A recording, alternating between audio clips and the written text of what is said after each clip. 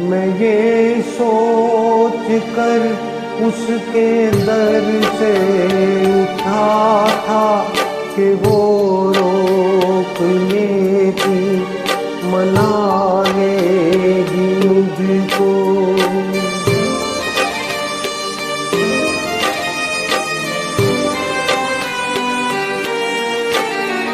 हवाओं में लहराता आता था दामन के, दामन पकड़ कर बिठा लेगी मुझको।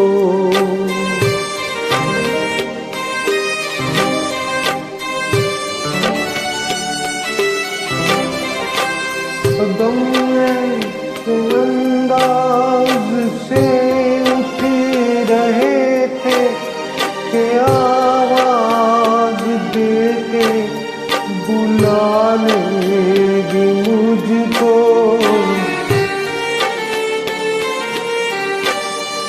मगर उसने न रोका, न उसने मनाया, न दामन ही पकड़ा, न मुझको बिठाया, न आवाज ही दी, न वापस बुलाया।